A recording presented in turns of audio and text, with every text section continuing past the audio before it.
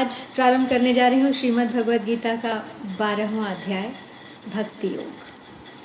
तो इस अध्याय को प्रारंभ करने से पहले थोड़ा सा पुनरावलोकन करते चलें। तो श्रीमद् भगवद गीता में कुल 18 अध्याय हैं और ये एक बड़े महाकाव्य महाभारत का एक छोटा सा अंश है। इसमें 18 अध्याय और 700 श्लोक हैं, जिनमें से हम 11 अध्याय पूर्ण कर चुके हैं और हम पढ़ चुके हैं अब तक 469 श्लोक। तो हमारे इस अखंड पाठ के सफ़र में अब बाकी हैं 231 श्लोक और 7 अध्याय। तो आज 12वां। तो एक बार पिछले अध्याय के अंतिम कुछ श्लोकों का सार। हे कुरु प्रवीर, न वेद से स्वाध्याय यज्ञ न दान से दिखता नहीं मैं उग्र तप या क्रिया कर्म विधान से। मेरा विराट स्वरूप इस नर लोक में अर्जुन कहीं अतिरिक्त तेरे और कोई देख सकता है नहीं। यह घोर रूप निहार कर मत मूढ़ और अधीर हो, फिर रूप पहला देख भय तज तुष्ट मन में वीर हो। तो संजय कहते हैं धृतराष्ट्र से, यूं कह दिखाया रूप अपना सौम्य तन फिर धर लिया। भगवान ने भयभीत व्याकुल पार्थ को धीरज दिया। तो अर्जुन कहते हैं, यह सौम्य नर तन देख भगवान मन ठिकाने आ गया। जिस भांति पहले था वही अपनी अवस्था पा गया। तो श्री भगवान कहते हैं, हे पार्थ, दुर्लभ रूप यह जिसके अभी दर्शन किए, सुर भी तरसते हैं इसी की लालसा मन में लिए। दिखता न मैं तप दान अथवा यज्ञ वेदों से कहीं, देखा जिसे तूने उसे नर देख पाते हैं नहीं। हे पार्थ, एक अनन्य मेरी भक्ति से संभव सभी यह ज्ञान दर्शन और मुझ में तत्व ज्ञान प्रवेश भी। मेरे लिए जो कर्म तत्पर नित्य मत पर भक्त है, पाता मुझे वह जो सभी से वैरहीन विरक्त है। तो अब आगे, तो जब भगवान ने पिछले अध्याय में भक्ति का, अनन्य भक्ति की महिमा का फल सहित वर्णन किया, तो अर्जुन के मन में एक जिज्ञासा उत्पन्न हुई कि सगुण भगवान की उपासना करने वाले और निर्गुण ब्रह्म की उपासना करने वाले दोनों में से कौन से उपासक श्रेष्ठ हैं। इसी जिज्ञासा को लेकर अर्जुन प्रश्न करते हैं, एवं सतत युक्ताये भक्तास्त्वां पर्युपासते, ये चापि अक्षरं व्यक्तं तेषां के योगवेत्तमाः।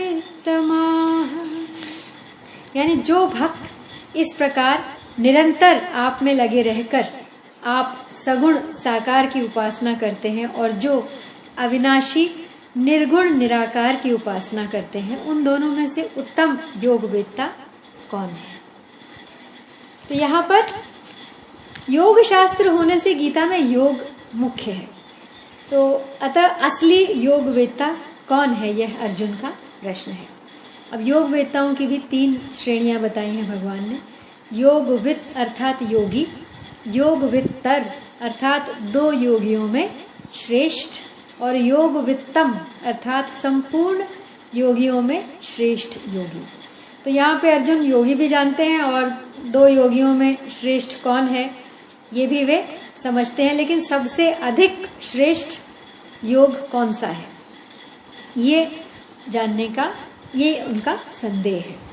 तो अर्जुन के सगुण और निर्गुण उपासकों की श्रेष्ठता विषयक प्रश्न के उत्तर में भगवान अब अपना निर्णय देते हैं, क्योंकि पहले भगवान ने कर्म योग, ज्ञान योग और कई और भी योग बताए हैं जिनसे ईश्वर प्राप्ति हो सकती है, परंतु उन सब में श्रेष्ठ वे भक्ति योग को बताते हैं।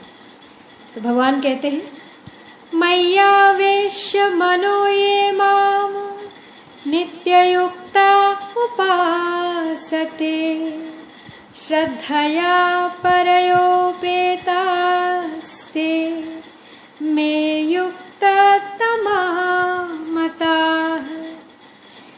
मुझ में मन को लगाकर नित्य निरंतर मुझ में लगे हुए जो भक्त परम श्रद्धा से युक्त होकर मेरी सगुण साकार की उपासना करते हैं, वे मेरे मत में सर्वश्रेष्ठ योगी हैं।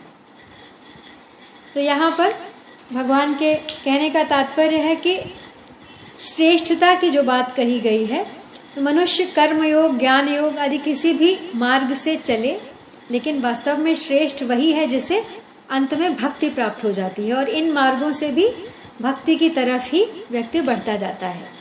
तो कर्म योगी और ज्ञान योगी भी अंत में भक्ति प्राप्त करते हैं, लेकिन भक्ति योग तो प्रारंभ से ही भक्ति में लगा है, इसलिए वह सबसे श्रेष्ठ है।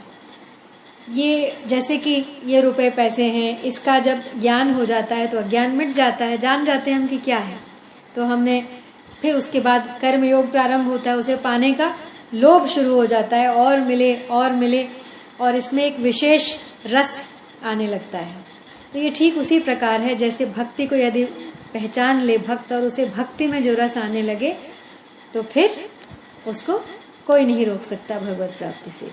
तो तात्पर्य है कि संसार में जैसे रुपयों में आकर्षित करने की शक्ति लोभ में ही है, ऐसे ही भगवान में आकर्षित करने की शक्ति प्रेम में ही है, ज्ञान में नहीं। धन का लोभ तो अधिक और अधिक पतन करता है, पर प्रेम ज्ञान से भी अधिक उन्नत करता है। वस्तु के आकर्षण में जो रस है, वह रस वस्तु में और वस्तु के ज्ञान में नहीं है। यहाँ पे भगवान कहते हैं कि कर्म योग और ज्ञान योग ये दोनों लौकिक निष्ठाएं हैं, इस संसार की हैं। तो लौकिक निष्ठा जो है वो प्राणी की, जो भक्ति योग है वो लौकिक नहीं है, वो प्राणी की निष्ठा नहीं है। जो भगवान में लग जाता है वह भगवान निष्ठ हो जाता है, और उसकी निष्ठा अलौकिक हो जाती है। उसके साधन और साध्य दोनों ही भगवान हैं, इसलिए भक्ति योग साधन भी है और साध्य भी है। भक्त्या संजातया भक्त्या, अर्थात भक्ति से भक्ति पैदा होती है। श्रवण कीर्तन स्मरण पाद सेवन अर्चन वंदन दास्य सख्य और आत्मनिवेदन, यह 9 प्रकार की साधन भक्ति है। और इससे आगे प्रेम लक्षणा भक्ति साध्य भक्ति है, जो कर्म योग और ज्ञान योग सबकी साध्य है। तो यह साध्य भक्ति ही सर्वोपरि प्रापणीय तत्व है। तो अतः योग ज्ञान योग से कर्म योग को श्रेष्ठ बताया गया है, और कर्म योग से भक्ति योग को श्रेष्ठतम बताया गया है। तो अब पूर्व श्लोक में तो भगवान ने सगुण उपासकों को सर्वश्रेष्ठ योगी बताया, तो इस पर यह प्रश्न हो सकता है कि क्या निर्गुण उपासक सर्वश्रेष्ठ योगी नहीं है, मतलब क्यों वे सर्वश्रेष्ठ योगी नहीं हैं। तो अब इसके उत्तर में भगवान कहते हैं, ये तो अक्षरम निर्देशम अव्यक्तम पर्युपासते सर्वत्र गम चिन्त्यं च कूटस्थम अचलम ध्रुवम संनियमेन्द्रियग्रामं सर्वत्र समबुद्धयः ते प्राप्नुवन्ति मामेव सर्वभूतहिते रताः। कहते और जो अपने इंद्रिय समूह को भली भांति वश में करके चिंतन में न आने वाले, सब जगह परिपूर्ण देखने में न आने वाले, निर्विकार अचल ध्रुव अक्षर और अव्यक्त की तत्परता से उपासना करते हैं, वे प्राणी मात्र के हित में प्रीति रखने वाले और सब जगह समबुद्धि मनुष्य मुझे ही प्राप्त होते हैं। तो यहाँ पे परमात्म तत्व को समझाने के लिए इन्होंने 2 प्रकार के विशेषण दिए हैं, निषेधात्मक और विध्यात्मक। यानी परमात्मा के अक्षर, अनिर्देश, अव्यक्त, अचिंत्य, अचल, अव्यय, असीम, अपार, अविनाशी आदि विशेषण निषेधात्मक है, और सर्वव्यापी, कूटस्थ, ध्रुव, सच्चित, आनंद आदि विशेषण विध्यात्मक है। तो परमात्मा के निषेधात्मक विशेषणों का तात्पर्य प्रकृति से परमात्मा की असंगता बताना है, और विध्यात्मक विशेषणों का तात्पर्य परमात्मा की स्वतंत्र सत्ता बताना है। तो परमात्म तत्व सांसारिक प्रवृत्ति और निवृत्ति दोनों से परे और दोनों को समान रूप से प्रकाशित करने वाला है।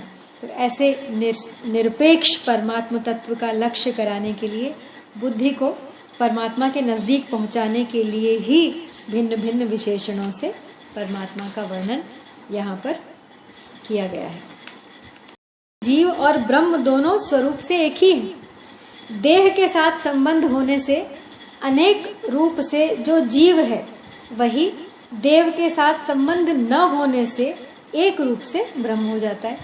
अर्थात जीव केवल शरीर की उपाधि से देहाभिमान के कारण ही अलग है, अन्यथा वह भी ब्रह्म ही है। इसलिए ब्रह्म की प्राप्ति होने पर उपासक को उपास्य से सधर्मता प्राप्त हो जाती है। तो यहाँ पर अर्जुन के प्रश्न के उत्तर में भगवान दूसरे श्लोक में सगुण उपासकों को सर्वश्रेष्ठ बताते हैं और तीसरे और चौथे श्लोकों में निर्गुण उपासकों को अपनी प्राप्ति का मार्ग बताते हैं। तो अब दोनों प्रकार की उपासनाओं के अवान्तर भेद तथा कठिनाई एवं सुगमता का वर्णन आगे के 3 श्लोकों में करते हैं। क्लेशो अधिकतरस्तेषाम् अव्यक्तासक्तचेतसाम् अव्यक्ता हि गतिर्दुःखं देहवद्भिर्वाप्यते।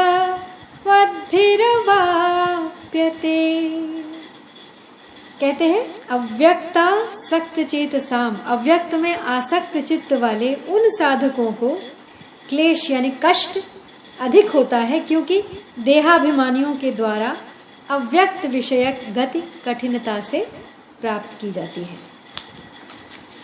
तो यहाँ भगवान कहना चाह रहे हैं कि निर्गुणोपासना में जो देह सहित है वह उपासक जीव है और जो देह रहित है वह उपास्य ब्रह्म है।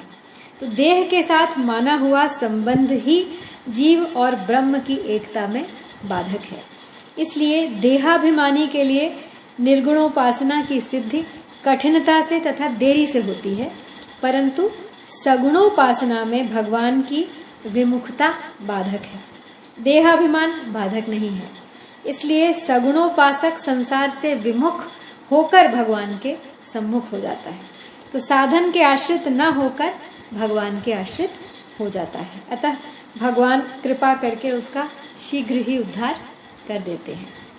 तो यहाँ सगुणोपासना में भक्त जगत को मिथ्या मानता है और उसके त्याग पर जोर नहीं देता, क्योंकि उसकी दृष्टि में जड़ चेतन सत असत सब कुछ भगवान ही है। तो किस चीज़ का त्याग करे, वो भगवान का त्याग तो करेगा नहीं। इसलिए सगुण की उपासना समग्र की उपासना है।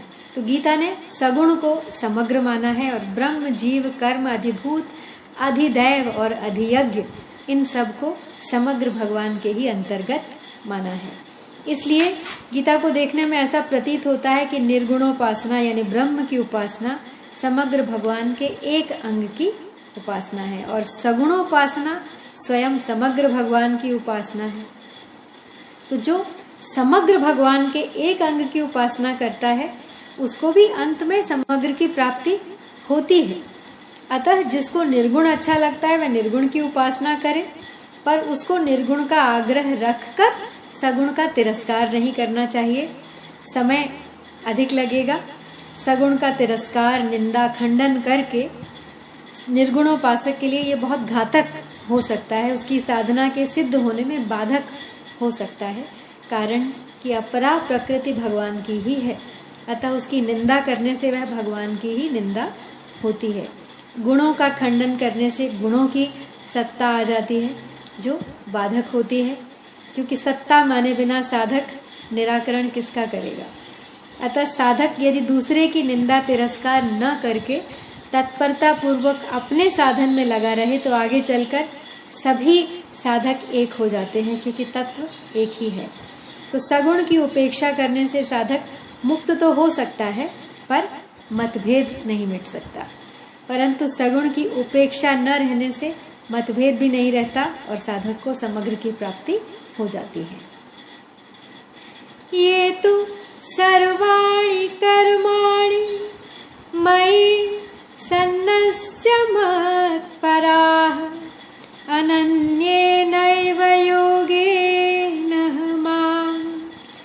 ध्यायन्त उपासते।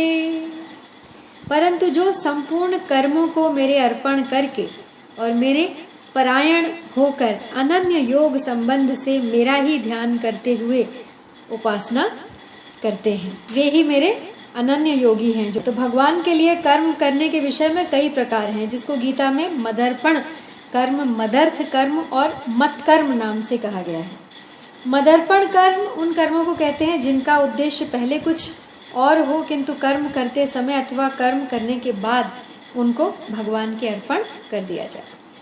मदर्थ कर्म वे हैं जो आरंभ से ही भगवान के लिए किए जाएं अथवा जो भगवत सेवा स्वरूप ही हो। भगवत प्राप्ति के लिए कर्म करना, भगवान की आज्ञा मानकर कर्म करना और भगवान की प्रसन्नता के लिए कर्म करना, ये सभी भगवत अर्थ कर्म हैं। अब भगवान का ही काम समझकर संपूर्ण लौकिक व्यापार, नौकरी आदि करना, ये सब मत कर्म हुए। भगवत संबंधी जप, ध्यान आदि करना। तो वास्तव में कर्म कैसे भी किए जाएं, उनका उद्देश्य एकमात्र भगवत प्राप्ति ही होना चाहिए। तो तीनों ही प्रकारों के कर्म, मदर्पण, मदर्थ और मत्कर्म, सिद्धि प्राप्त करने वाले साधक का कर्मों से जरा भी संबंध नहीं रहता, क्योंकि उसमें न तो फलेच्छा है, न कर्तृत्व अभिमान है और न पदार्थों और शरीर में मन, बुद्धि तथा इंद्रियों में ममता है। तो जब कर्म करने के साधन शरीर, मन, बुद्धि आदि ही अपने नहीं है, तो फिर कर्मों में ममता हो ही कैसे सकती है। तो इस प्रकार कर्मों से सर्वथा मुक्त हो जाना वास्तविक समर्पण है। तो सिद्ध पुरुषों की क्रियाओं का स्वतः ही समर्पण होता है और साधक पूर्ण समर्पण का उद्देश्य रखकर वैसे ही कर्म करने की चेष्टा करता है।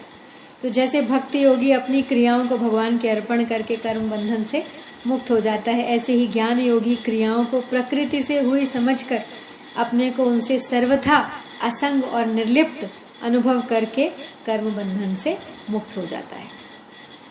फर्क सिर्फ इतना ही है कि कर्म योग और ज्ञान योग के द्वारा शनै शनै भक्ति योग तक भक्त पहुंचता है, लेकिन प्रारंभ से ही यदि वह सब कुछ भगवान को समर्पित करके करे, भक्ति योग पर ही अपनी साधना करे भक्ति योग के द्वारा, तो उसको परमात्मा तत्व की प्राप्ति जल्दी हो जाती है। तेषामहं समुद्धरता मृत्यु संसार सागरात् भवामि न चिरात् पार्थ मय्यावेशित चेतसाम्। हे पार्थ, मुझ में आविष्ट चित्त वाले उन भक्तों का मैं मृत्यु रूप संसार समुद्र से शीघ्र ही उद्धार करने वाला बन जाता हूँ। तो कहते हैं जैसे समुद्र में जल ही जल होता है, ऐसे ही संसार में मौत ही मौत है। तो संसार में उत्पन्न होने वाली कोई भी वस्तु ऐसी नहीं है जो कभी क्षण भर के लिए भी मौत के थपेड़ों से बचती हो। अर्थात उत्पन्न होने वाली प्रत्येक वस्तु प्रतिक्षण मौत की तरफ जा रही है। इसलिए संसार को मृत्यु संसार सागर भी कहा गया है। तो मनुष्य में अनुकूल और प्रतिकूल दोनों वृत्तियां रहती हैं। संसार की घटना, परिस्थिति तथा प्राणी पदार्थों में अनुकूल प्रतिकूल वृत्तियां राग द्वेष उत्पन्न करके मनुष्य को संसार में बांध देती हैं। तो यहाँ तक देखा जाता है कि साधक भी संप्रदाय विशेष और संत विशेष में अनुकूल प्रतिकूल भावना करके राग द्वेष के शिकार बन जाते हैं, जिससे वे संसार समुद्र को जल्दी पार नहीं कर पाते। कारण कि तत्व को चाहने वाले साधक के लिए सांप्रदायिकता का पक्षपात बहुत बाधक है। संप्रदाय का मोहपूर्वक आग्रह मनुष्य को बांधता है। इसलिए गीता में भगवान ने जगह जगह इन द्वंद्वों, राग और द्वेष से छूटने के लिए विशेष जोर दिया है। तो यदि साधन भक्त अपनी सारी अनुकूलताएं भगवान में कर ले, अर्थात एकमात्र भगवान से ही अनन्य प्रेम का संबंध जोड़ ले और सारी प्रतिकूलताएं संसार में कर ले, अर्थात संसार की सेवा करके अनुकूलता की इच्छा से विमुख हो जाए, तो वह इस संसार बंधन से बहुत जल्दी मुक्त हो सकता है। तो भगवान ने अब दूसरे श्लोक में सगुण उपासकों को श्रेष्ठ योगी बताया तथा छठे और सातवें श्लोक में यह बात कही कि ऐसे भक्तों का मैं शीघ्र ही उद्धार करता हूँ। इसलिए अब भगवान अर्जुन को ऐसा श्रेष्ठ योगी बनने के लिए 8वें श्लोक में समर्पण योग रूप साधन का वर्णन करके फिर 9वें 10वें और 11वें श्लोक में क्रमशः अभ्यास योग, भगवद अर्थ कर्म और सर्व कर्म फल त्याग रूप साधनों का वर्णन करते हैं, जिसको पढ़ेंगे हम कल। तो तब तक के लिए आपसे विदा। जय श्री कृष्ण।